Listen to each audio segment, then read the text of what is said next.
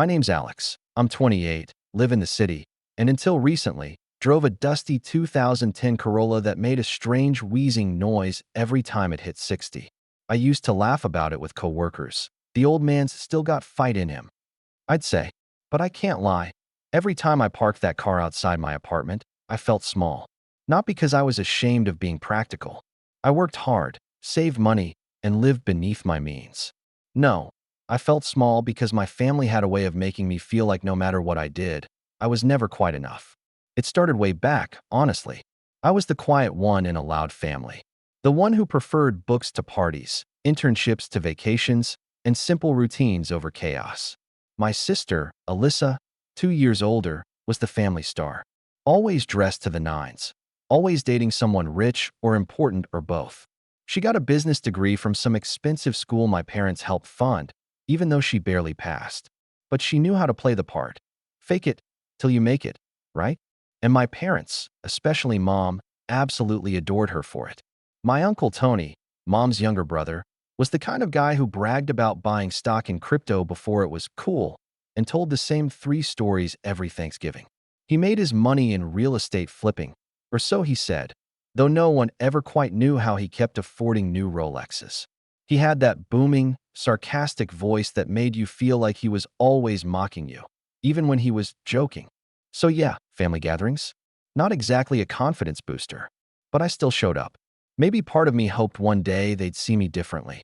Respect the fact that I built something for myself, on my own, without cutting corners. I've been working in tech the past few years. I started as a junior back-end developer, grinding away through late nights and unpaid overtime, trying to prove I belonged in a field where everyone else seemed to have Ivy League diplomas and startup equity. Eventually, I found my groove. I took a risk 2 years ago and joined a stealth startup with barely any funding. It was a gamble. I lived off ramen and dollar coffee, shared a shoebox apartment with peeling paint and a broken radiator. But the gamble paid off. Last November, the company got acquired for a jaw-dropping sum. And thanks to the shares I held, quietly, humbly, I became a millionaire overnight. But I didn't rush to show it. I still lived in that same tiny apartment. I still drove the old man. I kept my head down, reinvested most of what I had, and bought a few things here and there. I wanted to be smart, strategic, not flashy. That's just how I've always been. Still, something in me wanted closure. I'd spent years being underestimated, mocked even, by my own flesh and blood. And the truth is, no matter how much you grow, some part of you still craves validation from the people who raised you, who made you feel like you were never quite enough. So when Mom texted me about the upcoming family brunch at Uncle Tony's new house, a 3-story glass monstrosity in the suburbs, part of me groaned, but another part whispered, "This is your chance." She said it like an order, not a request. Sunday, 11 a.m. sharp. Everyone's coming. We're something nice. I almost didn't reply, but after a minute I sent back, "Sure, I'll be there." I hadn't seen any of them in over a year. Not since Christmas, when Alyssa casually asked if I was still coding in my pajamas all day while flicking caviar off her fingernails.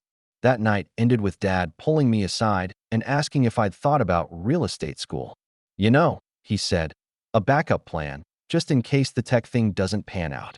I remember laughing bitterly, not even bothering to explain that I was leading a product team at that point. So yeah, I had a few memories to burn through. That Sunday, I arrived early. I pulled up quietly to Uncle Tony's circular driveway in my new car, a Lamborghini Huracan Technica, matte black, the kind that growls even when idling. I'd only picked it up the day before, a splurge I agonized over for weeks. But when I sat in it, keys in hand, I realized I wasn't buying it for speed. I was buying it for me. For every time I'd been laughed at, dismissed, or belittled. As I stepped out, the afternoon sun hitting the sleek curves of the car, I saw them all gathered near the backyard patio. Tony's voice carried first. "Alyssa, come here and see this indoor sauna I just finished. Steam from Finland." Then Mom's shrill laughter, followed by the unmistakable sound of clinking mimosas. I walked through the side gate, key fob still in hand, and saw them all turn toward me. Tony, holding a tumbler of scotch, raised an eyebrow. "Still living in that tiny apartment, Alex?" he called out with a chuckle. Alyssa, lounging in some designer floral dress, crossed her legs dramatically, and sneered. Must be tough. I smiled just a little. I didn't say anything. Then Mom, mid-sip, squinted. Her eyes dropped to my hand. Wait, she said slowly, the color in her face draining. Is that a Lamborghini fob? I held it up slightly, as if I'd forgotten I was even holding it. Oh, this, I said, tilting my head. Just a little housewarming gift to myself. You could have heard a fork drop. Their reactions were priceless. I didn't rub it in, at least not yet. But the look in their eyes shifted, just for a second. From amusement, to confusion, to something else. Maybe doubt. Maybe fear. It was the first time in my life I felt like I had the upper hand. And I wasn't done yet. Because what they didn't know, what none of them had any idea about, was that the car was just the beginning. I had other plans. Quiet ones. Smart ones. And they were about to learn that the person they spent years mocking was someone they should have never underestimated. But for now, I just smiled and walked toward the patio, key still in hand, while the silence stretched like a rubber band, waiting to snap. And oh, it would. Just not yet. The silence only lasted a second, just long enough for the embarrassment to settle in, but they recovered fast. My family had always been experts at twisting the narrative in real time, like reality was just a dress they could tailor to fit whatever made them feel superior. Uncle Tony clapped his hands once, sharply, like he was shaking off the moment. Well, he said, voice louder than necessary. Look at you, big shot. Midlife crisis already? Thought that came at 40, not 28. Alyssa snorted. That's not a housewarming gift, that's a cry for help, she said, sipping her mimosa. Bet your rent's going to triple now that the neighbors think you're some kind of influencer. I didn't bite. I just smiled and took the empty seat at the far end of the table. I wasn't about to let them drag me down to the old dynamics. Not this time. But they kept going. Mom leaned in from the other side of the table, her voice doing that thing where it sounded sweet but had claws underneath. Honey, she said, that car must have cost, well, I don't want to know. But don't you think it's a little much? Especially when you're still living in that old apartment with the cracked windows. Dad, sitting beside her, nodded with a grunt. Should have put that money into property. Something stable. A house, maybe. You remember that duplex Alyssa showed us? That was a smart deal. I bit the inside of my cheek. I remembered that duplex. I also remembered how I'd offered to help Alyssa understand her taxes last year, and she'd told me to leave the money stuff to the adults. Alyssa turned toward me. Actually, I've been meaning to ask, do you have any connections at your company? I know someone who's looking for a job in tech. Totally brilliant, really hard worker. She's got, like, a lifestyle brand on Instagram. Could use something stable while she's working on growing it. I blinked. You mean you? She shrugged, all innocent. Who else? I looked at her for a beat. She hadn't worked a full-time job in over 3 years. Her last business venture was a pyramid scheme in all but name, and the one before that was selling essential oils infused with moonlight. I remembered because she tried to get Mom to invest $5,000 in it. She did. Before I could answer, Uncle Tony laughed again. I mean, hey, if he can afford a Lumbo, maybe he is in charge of hiring. Right? Alyssa said quickly. It's only fair. Family helps family. That part hit me sideways. Family helps family.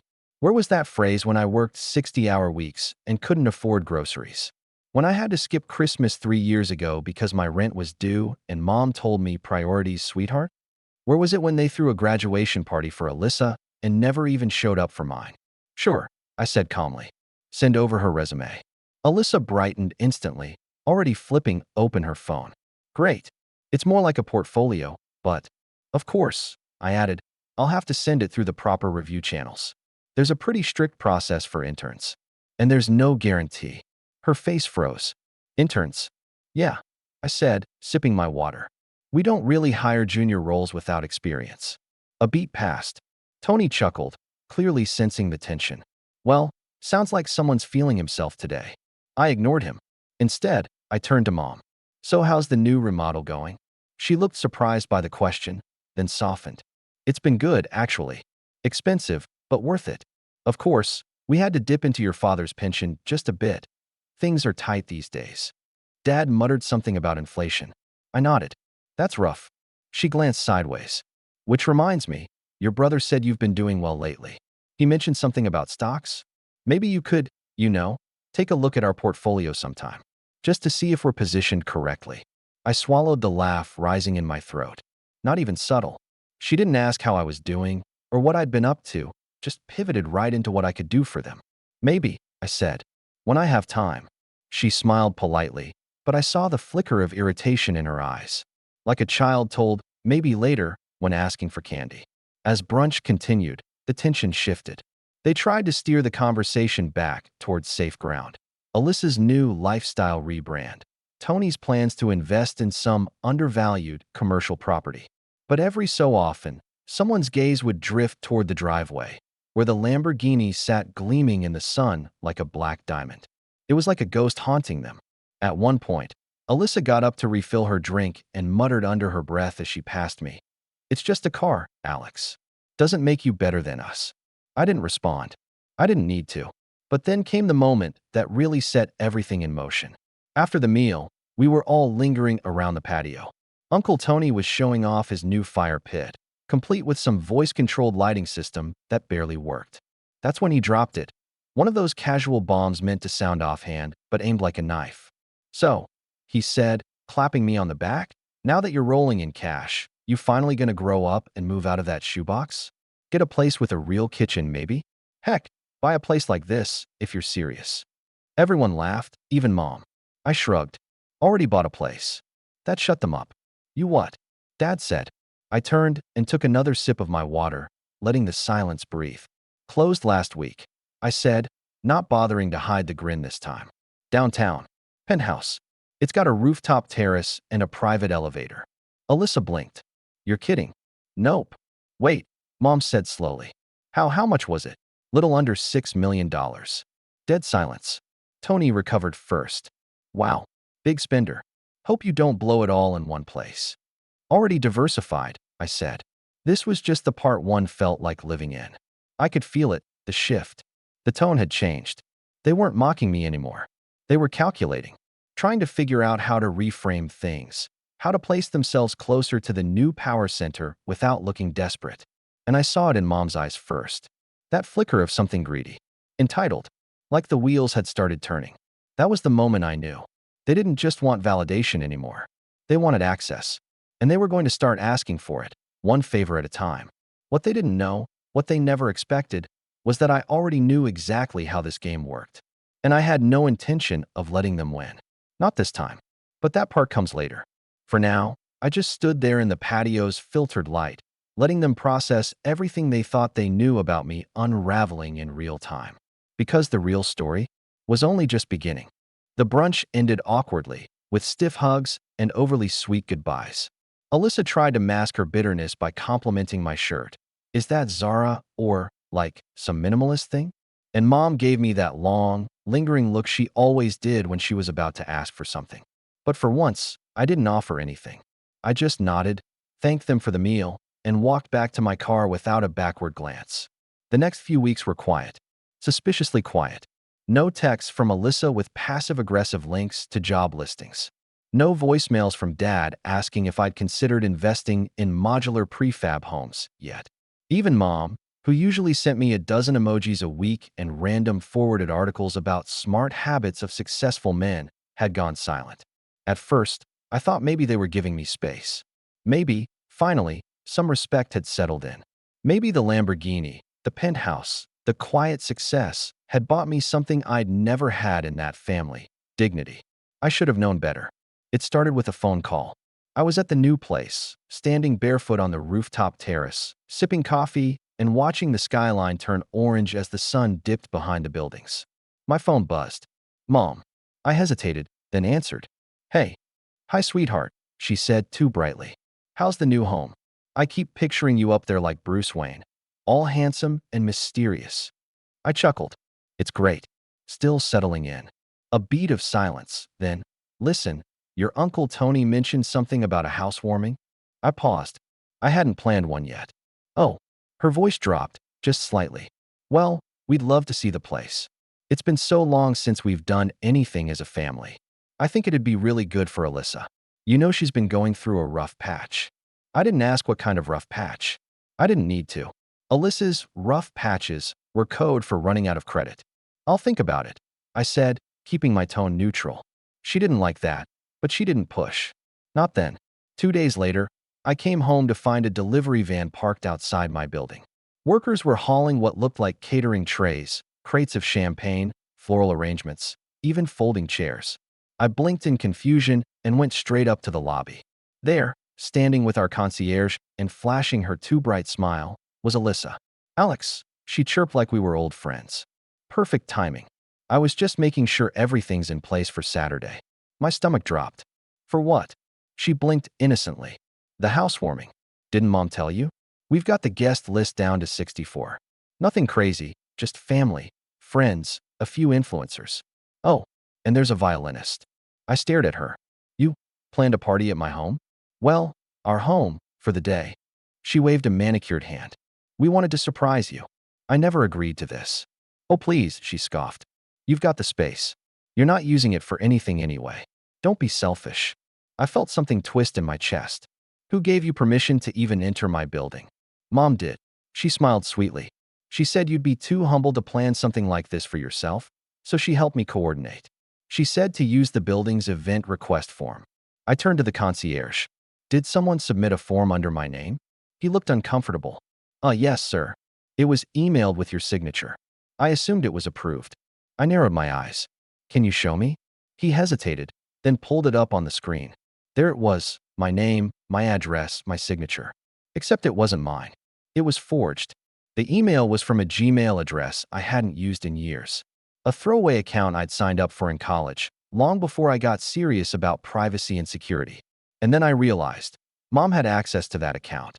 Years ago, when I was between jobs and she helped me apply for things, she insisted on keeping the login. I'd forgotten all about it. I turned back to Alyssa. "You forged my approval. You're hosting a party I didn't agree to. At my home. With over 60 people I don't know." "Oh my God," she said, laughing. "Stop being dramatic. It's just one day. You're not even using the space. Get out." Her smile faltered. "Excuse me. Get out of my building. Right now." "Alex, I'm not asking twice." Her jaw clenched. She glanced at the concierge, then back at me. "Fine," she spat. "But you're seriously going to regret being this petty. Mom said you'd act like this." That night, I canceled every vendor, blocked the access passes, sent a note to building security to deny entry to my family for the foreseeable future. I was angry, but more than that, I was hurt. They didn't ask. They never asked. They just took, like they always had. And this time, they'd crossed a line. The betrayal stung deeper than I expected. It wasn't just the forged form or the party I never approved. It was the realization that even now, after everything, I was still just a resource to them. A wallet, a venue, a status symbol, not a person. A week passed. No one called. No one apologized. Then came the second punch. I got an alert from my bank about a flagged transaction, $9,700, pending wire transfer to a private account. The name? Alyssa Rivera. I nearly dropped my phone. It had been initiated through my business account, one that no one in my family knew existed. One I had protected with two-factor authentication and internal access only. Or so I thought. I spent the next hour on the phone with the bank, locking everything down, running security checks, tracing access logs. The breach came through a shared Wi-Fi network. From my mother's house. The last time I'd visited, I'd logged into my business email briefly to forward myself a contract. Apparently, someone, Alyssa, almost certainly, had copied my credentials from the router cache using some shady app. I stared at the flagged transaction for a long time. It wasn't just a betrayal now. It was theft. Calculated. Cold. Entitled. And I knew, without a doubt, that they weren't going to stop until I made them. That was the moment everything inside me shifted. The anger didn't just boil, it hardened into resolve. They wanted to play games? Fine. I knew how to play too. But this time, I wouldn't just protect what was mine. This time, I was going to make sure they could never do it to anyone else again. I didn't sleep that night. Not a wink. I sat in my living room with the lights off, watching the glow of the skyline through floor-to-ceiling windows, my mind spinning in 1,000 directions.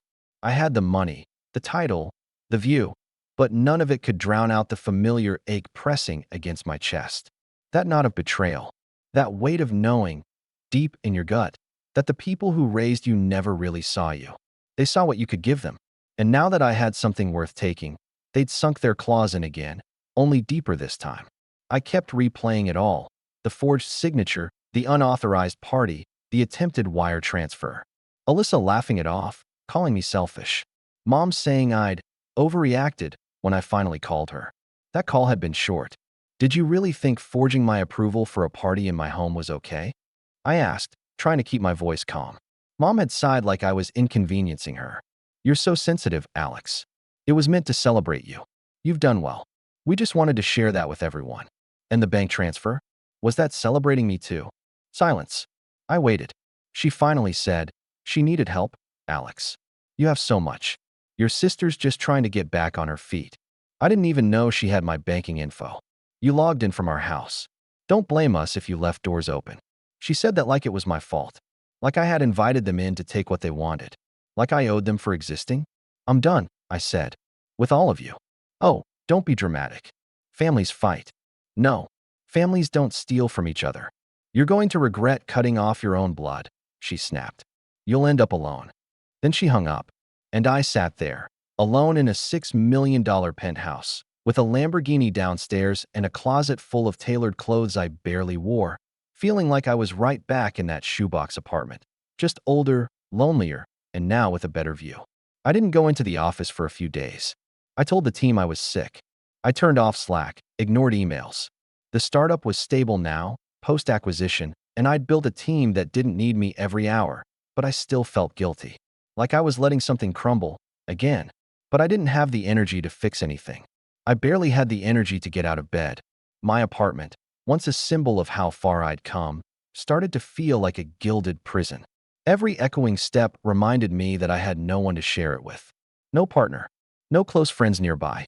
I'd pushed so hard, for so long, to prove myself that I hadn't built much of a life outside of my work. I ordered food, but barely touched it. Let dishes pile up. My houseplants withered. I didn't answer when the doorman buzzed. I ghosted my team lead when she asked if I needed support. One night, I sat at my desk staring at the wire transfer screen. $9,700. It wasn't even about the money. It was about the audacity. The certainty with which Alyssa believed she could reach into my life and take what she wanted, like it was hers by birthright. And Mom defending it, justifying it. That hit harder than I admitted. I kept flashing back to when I was 14, and Alyssa had taken my college savings bond, something our grandfather left only for me, and used it to buy herself a trip to Europe. Mom had covered for her then, too. She needed it more, she'd said. "You'll find another way." And I had. Every time they took something, I rebuilt. But I was so tired of rebuilding in silence. So I started making lists. Not vengeful plans. Not yet. Just facts. Accounts I needed to audit. Access points to lock down. Legal options, should I need them. Security upgrades for everything. Two-factor authentication, private server encryptions, biometric locks. I moved funds into cold storage. Flagged accounts with suspicious login attempts. Contacted a digital security consultant and hired him for a full privacy sweep.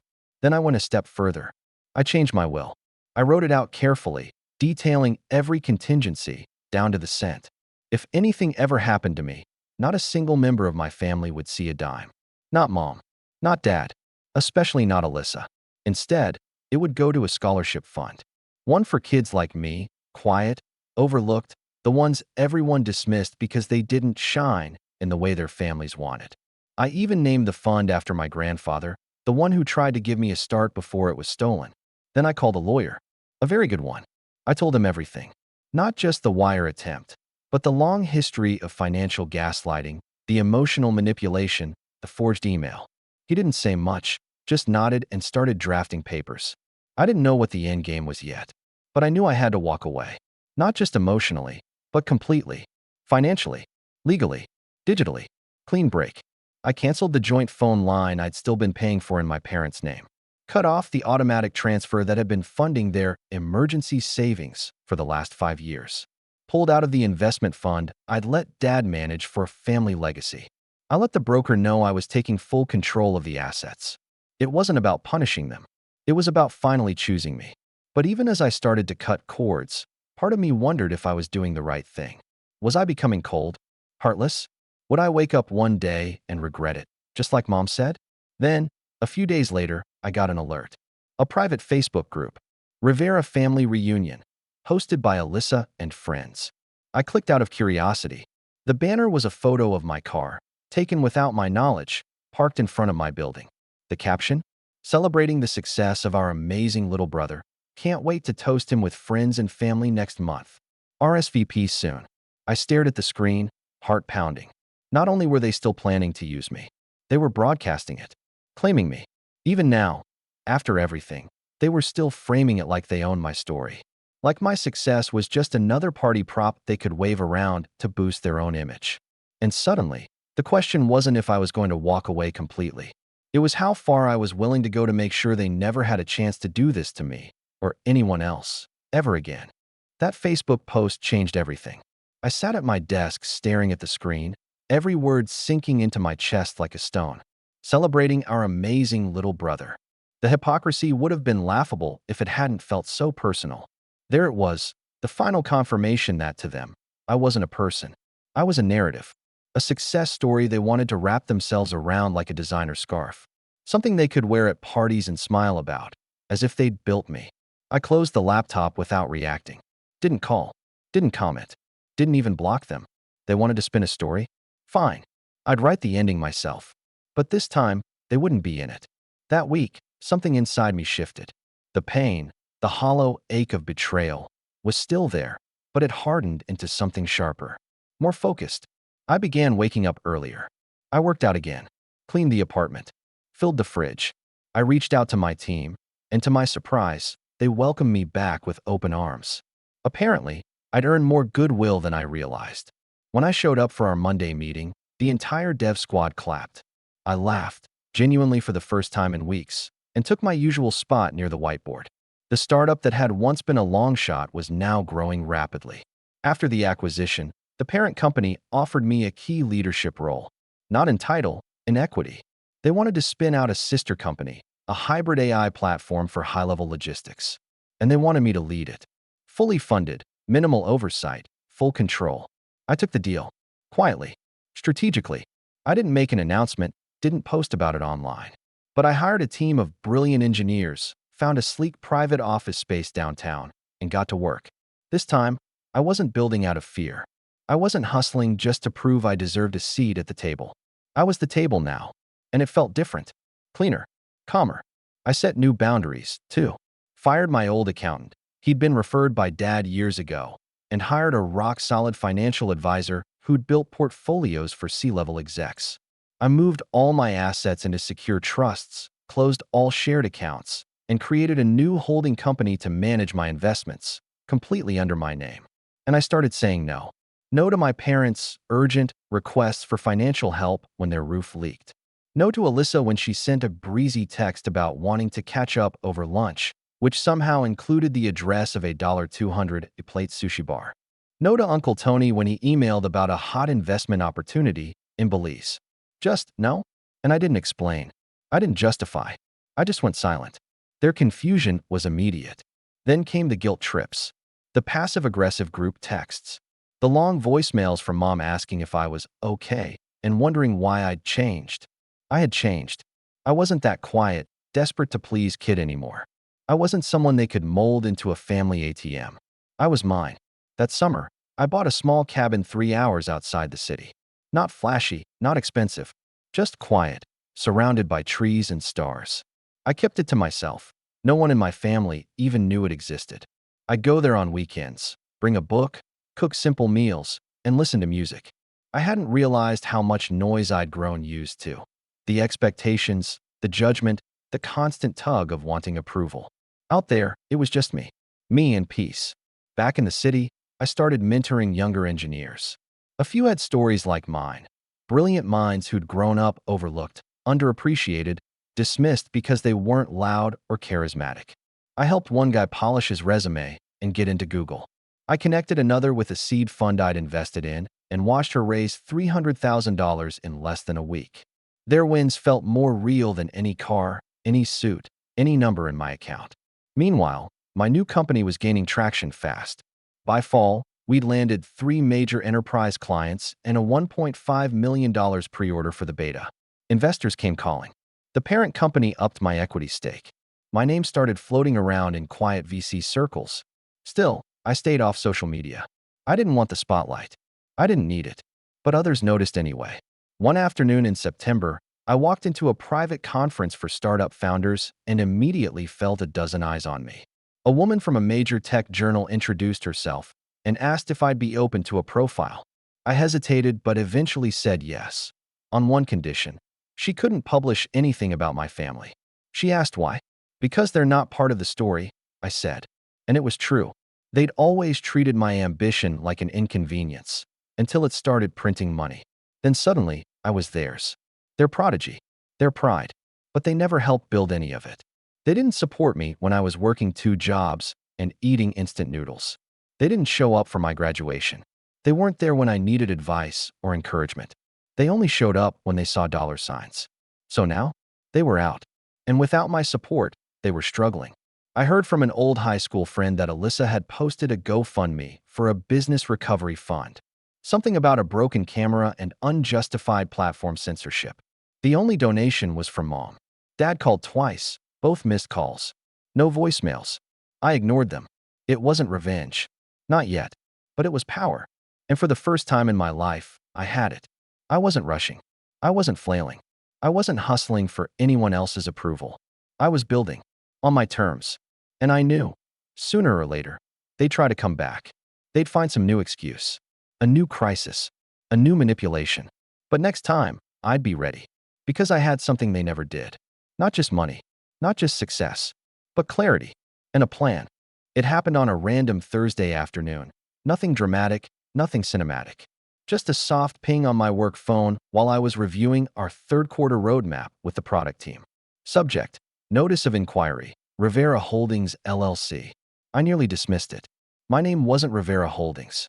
But the sender, someone from a mid-tier legal firm in Jersey, had attached documents.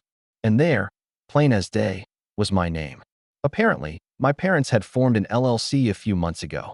And somehow, I was listed as a co-founding contributor. The documents claimed I had transferred assets to the LLC and orally committed future financial backing to ensure its operations. That wording sent a chill through my chest. It was vague, legally clumsy, and just plausible enough to cause problems if I didn't shut it down fast. I immediately looped in my lawyer. He read through the documents, then muttered, "They're phishing. This isn't a real claim. It's a setup." "For what?" I asked. "To pressure you. Or to make you look like you're part of something you never agreed to." My guess? They're leveraging your name for legitimacy. He was right. I did some quiet digging, and what I found made my stomach turn. Rivera Holdings LLC had launched a luxury lifestyle brand, complete with a cheap Shopify site, Instagram ads featuring my parents' backyard dressed up to look like a spa, and an About Us page claiming the business was built from generational wisdom and cutting-edge tech, courtesy of their son's industry experience. My face wasn't on the page, but my story was. Almost word for word, stolen from the private podcast interview I'd done a few months earlier, the one I'd asked not to be made public. The worst part? They had already received small business funding from a lender that trusted their story because of me. My blood boiled. They were using me again. Not just socially, not just to impress relatives or flaunt at brunch, but financially, legally, fraudulently. And I realized something in that moment. They were never going to stop. Not unless I made them. But I wasn't going to confront them. No angry phone calls. No shouting matches. No text messages begging them to explain. This time, I would take a different path. One they wouldn't see coming. One they couldn't wiggle out of.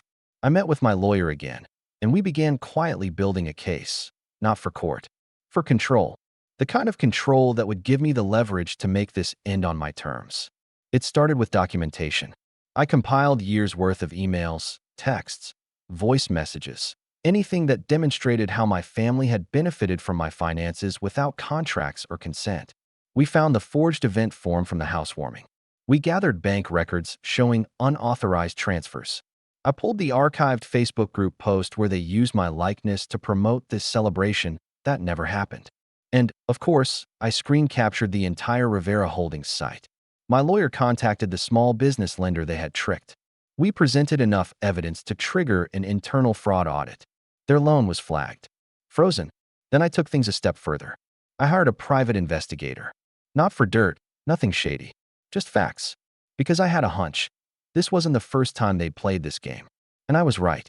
In the last 5 years, my parents had funneled money through no fewer than 4 shell companies. None of them lasted more than 18 months. They had used different names, different friends as silent co-signers, even an old landlord as a stand-in manager.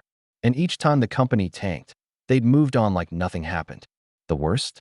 One of the companies had scammed a family friend out of $50,000, someone who believed my father when he said it was a guaranteed short-term investment backed by my tech success. That family friend, Mr. Patel, my high school chemistry teacher, the same man who once gave me a ride home every day for a year when my parents forgot to pick me up. I called him. He answered on the second ring. His voice cracked when he heard my name. "I'm sorry," I said. "I didn't know what they did, but I'm going to make it right." "You don't have to." "I want to." I wired him the $50,000 the next day. No fanfare, no public show, just a promise, quietly kept. But it wasn't about the money. It was about the shift. I wasn't just healing myself anymore. I was undoing their damage, cleaning up their mess. And with every step, I got stronger. I partnered with a legal team that specialized in white-collar fraud. We drafted cease and desist letters, filed formal complaints to the Federal Trade Commission and Better Business Bureau, and prepared civil claims for identity misuse and fraud, just in case. I still wasn't sure I'd go that far, but I wanted the gun loaded in case I needed to pull the trigger. Then I moved on to the quiet part of the plan. Reputation. I contacted a branding firm. Not for clout, for protection. They helped me build a verified public-facing profile. Not a flashy one, just enough digital presence to separate my identity from anything my family tried to link me to. We optimized SEO, established a simple personal site, secured trademark protections on my name in association with my businesses, and created a paper trail of public disassociation from Rivera Holdings and anything affiliated. Then, I bought the domain riverholdings.org, redirected it to a static page that read, "This company is not affiliated with Alex Rivera or any of his business ventures. All unauthorized use of his name and likeness is being handled through legal channels." I didn't tell them I was doing any of this. I didn't need to, because by the time they found out, it would be too late. Then came the final piece. One of the founders I mentored, Sarah, had started a nonprofit that offered mentorship and startup grants to underrepresented youth in tech. She was growing fast, but struggling with consistent funding. I reached out to her one night and offered to become her first anchor investor. "Are you sure?" she asked, stunned. I don't even know how to thank you." "Don't," I said.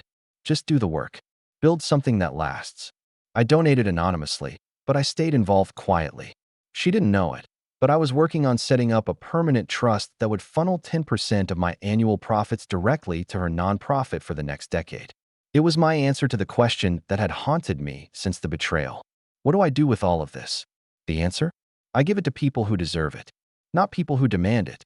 That fall, I received a final email from Mom. Subject line, "We need to talk, please." The message was short.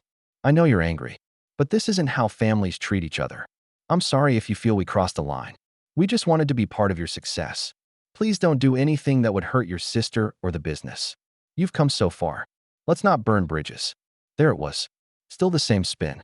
If you feel we crossed a line. Now we crossed it. Still protecting Alyssa. Still defending a business built on lies. Still trying to guilt me into silence. But now, I wasn't angry. I wasn't heartbroken. I was ready. The next chapter was coming. And this time, they wouldn't be the ones writing it. It was December when the house of cards finally started to fall. Not with a bang, but with a knock. Alyssa opened the door to her rented townhouse in the suburbs and found a man in a gray suit holding a small envelope. He handed it over with a polite nod.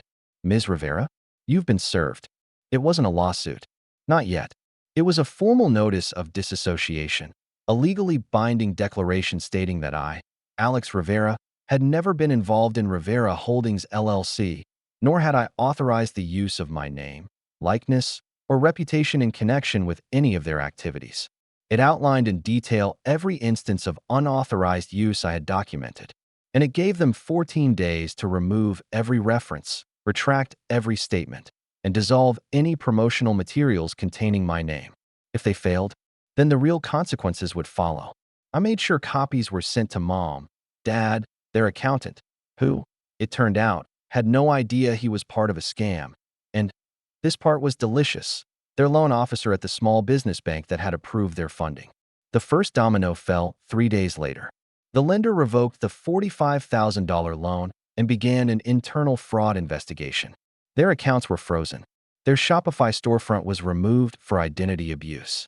Instagram flagged their brand as under review, and within 48 hours, their entire social media presence vanished. But the real moment I'd been waiting for came from a familiar voice. Mr. Patel. He filed a small claims lawsuit against Rivera Holdings for the full amount he was misled into investing, $50,000. I had told him I'd stay out of it, but his son was a lawyer, and apparently, he wanted to make a point. The lawsuit was small, but it opened the door. Because once it became public record, others started stepping forward. One by one, former friends, co-workers, neighbors, all people my parents or Alyssa had quietly borrowed from, pitched to, or taken advantage of, started sharing stories. One woman claimed my mom had promised to include her as a co-founder in a beauty line that never existed. Another man said Alyssa convinced him to sponsor her wellness retreat in exchange for brand placement, only for the retreat to get canceled and his money to disappear. It wasn't just a few lies. It was a pattern. And now, that pattern had receipts.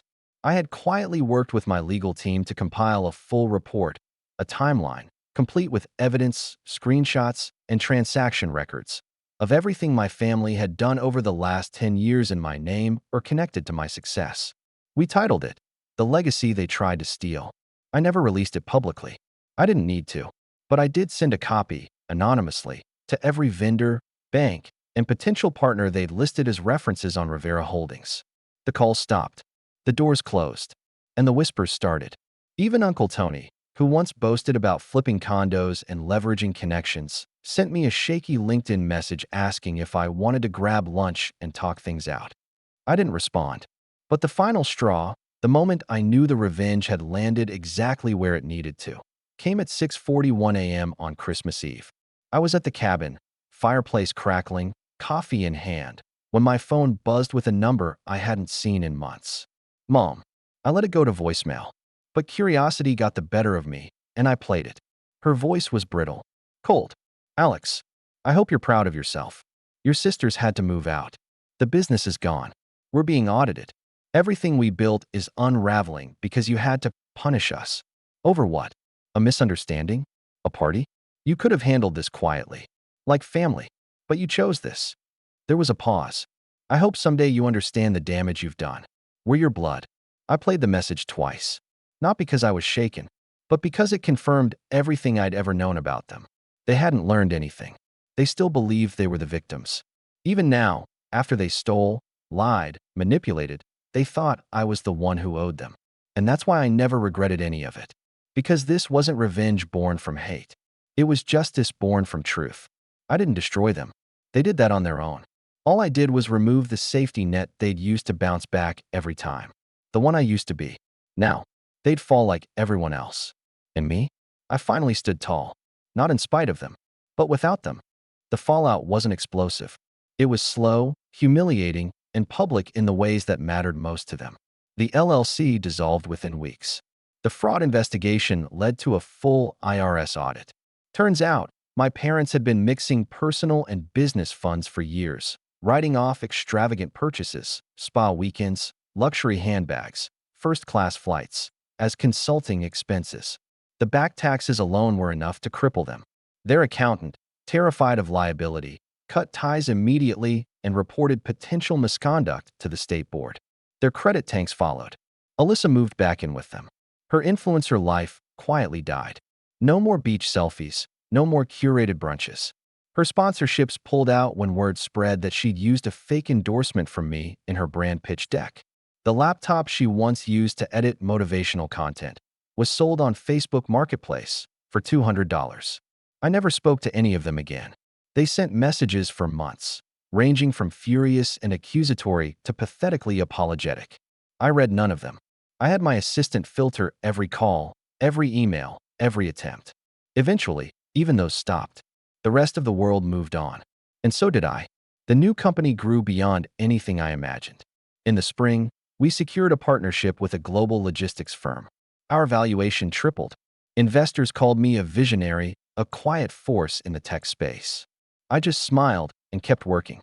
The scholarship fund I started in my grandfather's name launched its first cohort. I flew out to meet the students personally, young kids with fire in their eyes, most of whom had no idea what they were capable of yet. I saw myself in them. And for once, I felt like the success I'd built meant something more than just escaping my past. I never posted about my wins, never clapped back online, never exposed them publicly, because I didn't need to. Their downfall spoke louder than any tweet ever could. Years later, a journalist reached out about doing a feature on self-made founders who rose from difficult families. I declined, but I gave her one quote.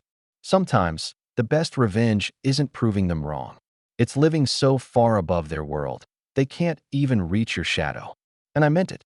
That December, I spent Christmas alone in my mountain cabin. No drama, no guilt, just snow, silence, and a roaring fire. I poured a glass of wine, raised it to the night, and whispered, "To peace." Then I let the past burn behind me.